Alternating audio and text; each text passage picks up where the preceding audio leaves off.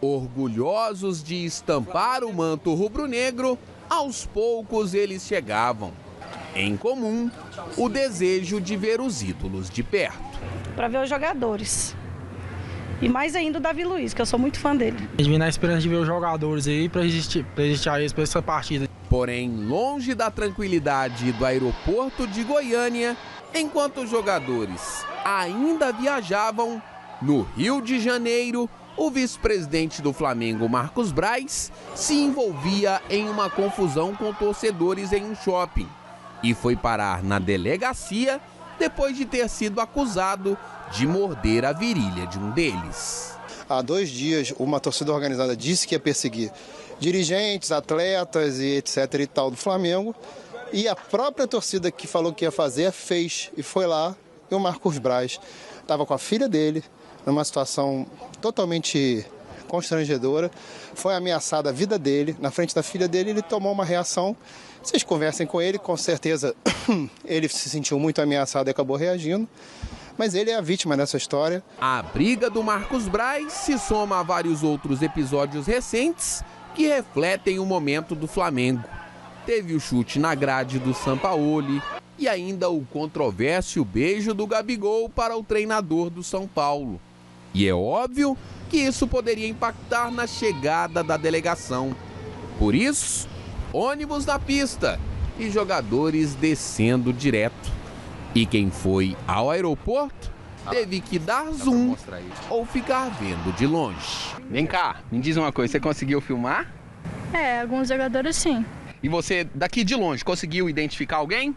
O Rodrigo Caio e o Sapolin. Deu nada, tô muito longe.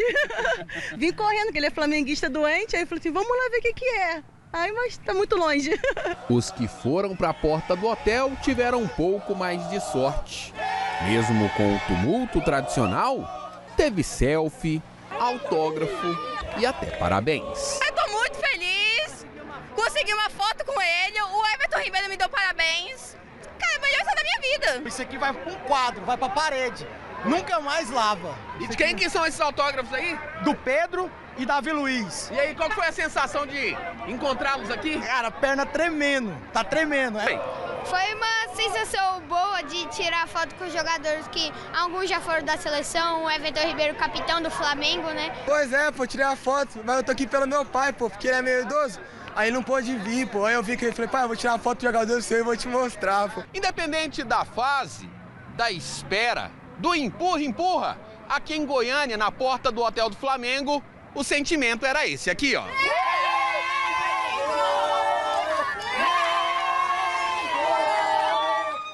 Que bacana. Show, Rafael Bessa. Marcos Braz, quero ouvir a opinião sobre esse tema. Marcelo Borges falando sobre esse clima complicado, porque o Flamengo, querendo ou não, isso daí tudo atrapalha os jogadores em campo. Desvia o foco, traz uma energia negativa para o time.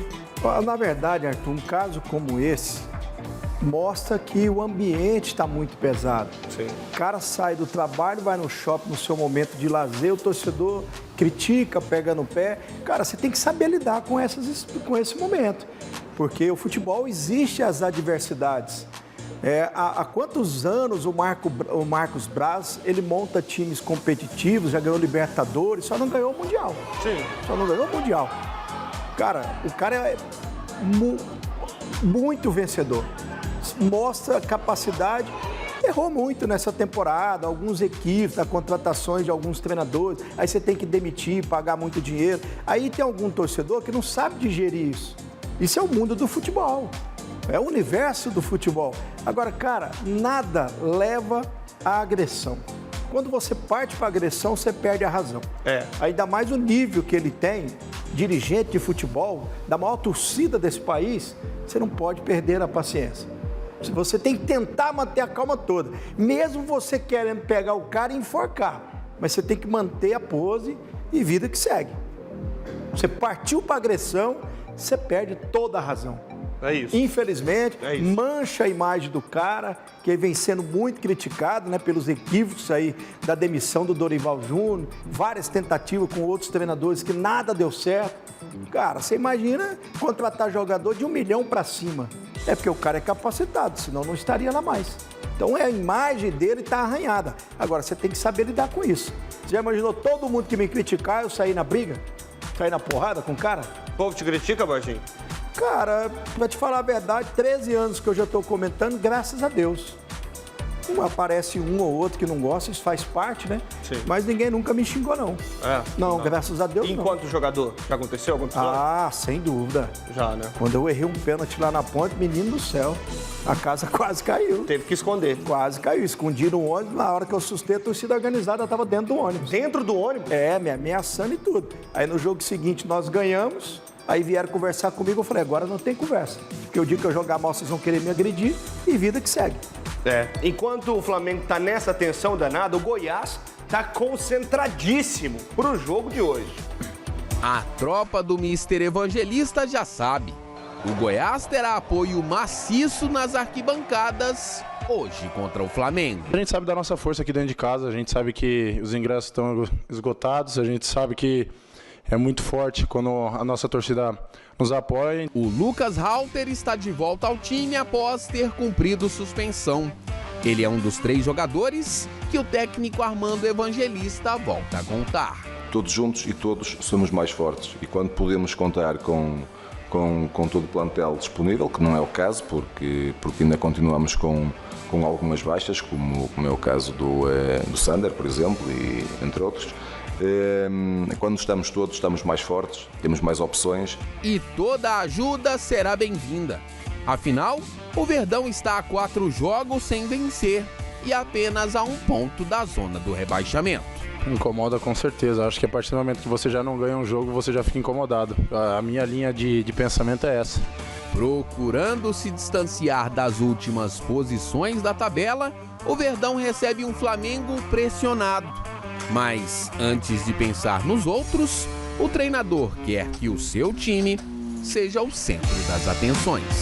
Quando, em demasia, olhamos para as outras equipas, eu acho que isso acaba por atrapalhar o que é o nosso processo e o nosso trabalho. Eu acho que temos que olhar internamente. Goiás e Flamengo, quem vence? Jogo difícil. O Goiás teve uma invencibilidade muito boa, perdeu para o Palmeiras. Dentro de casa, com essa energia do torcedor nas arquibancadas, o Goiás tem jogado bem, mas do outro lado tem um time recheado de grandes jogadores. Difícil, né? Dificílimo jogo, Arthur.